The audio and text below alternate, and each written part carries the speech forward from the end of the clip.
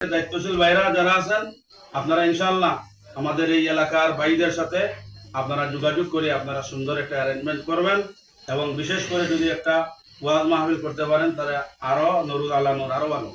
কারণ এখানে সর্বস্তরের উলামায়ে কেরামদেরকে দাওয়াত দিবেন। আমি তো আলহামদুলিল্লাহ এই সুজানগর আইডিয়াল আলিম মাদ্রাসায় আসার আগে আমি ছিলাম সিলেট জালালপুর আরেক আলিম মাদ্রাসার 10.5 বছরের অধ্যক্ষ। সেখানে আমি সব মাসলাকের হুজুরদেরকে দাওয়াত দিতাম, যদিও প্রতিষ্ঠানটা জামাতের ছিল।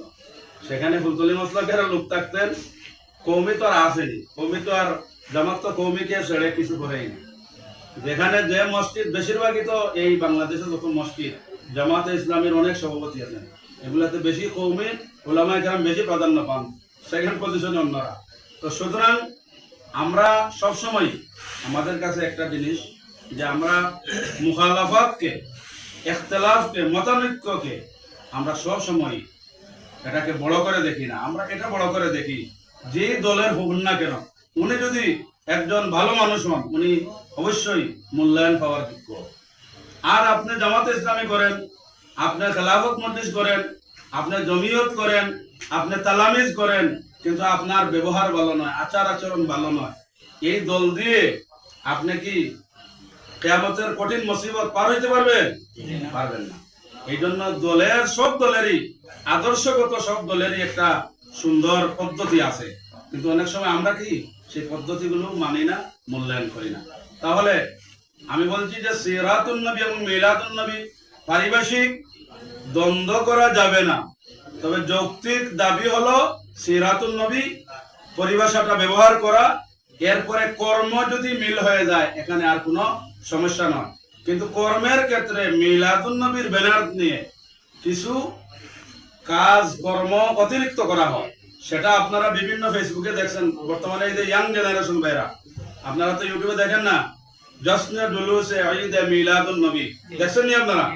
এই যে পীর সাহেবকে কি করে গাড়িতে তুলে ফুল টুল চতুর্দিকে দিয়ে এবং পীর সাহেবকে একেবারে পাকিস্তান থেকে ভাড়া করে পীর সাহেবকে বাংলাদেশে এনে কি করে ফুল দেয়। এমনকি আপনারা দেখছেন এই দিবসে ডুল ডপকি পর্যন্ত বাজানো হয়েছে, আপনারা দেখছেন নি? আপনারা যুবকরা বলেন, কারণ মুরব্বিয়ানে কেরাম অনেক সময় এই সমস্ত এন্ড্রেসেট ওনারা ব্যবহার করেন না। তাহলে আচ্ছা বলুন তো, এই মাসে নবীর জন্ম হলো, এই নবীর জন্মের সাথে ডুল ডপকির সম্পর্ক আছে না ইসলামে?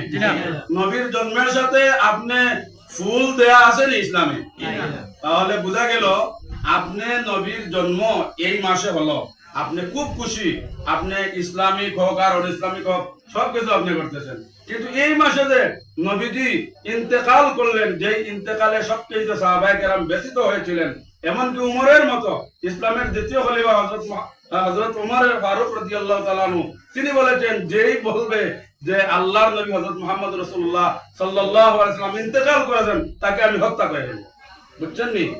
এর অর্থ বুঝছেন নি যে সাহাবায়ে কেরাম কেমন বেকারার হয়ে গিয়েছিলেন, কেমন পেরেশান হয়ে গিয়েছিলেন। বিশ্বাসই আসছে না সাহাবায়ে কেরামের যে আল্লাহর রাসূল এই দুনিয়া থেকে ইন্তেকাল করেছেন। তাহলে ভাই এই জন্য আমি বলছি যে এই রবিউল আউয়াল বাড়াবাড়িও করা যাবে না, সাড়াসাড়িও করা যাবে না। যৌক্তিক প্রশ্নে ইসলাম যেগুলো সমর্থন করে আমরা সেইভাবে নবী করিম সাল্লাল্লাহু আলাইহি ওয়াসাল্লামের শান মান ইজ্জত আবরুর এই আলোচনা পর্যালোচনা আমরা করব। ঠিক আছে নি ভাই? ইনশাআল্লাহ। আচ্ছা যাই হোক, আজানের সময় হয়ে যাচ্ছে।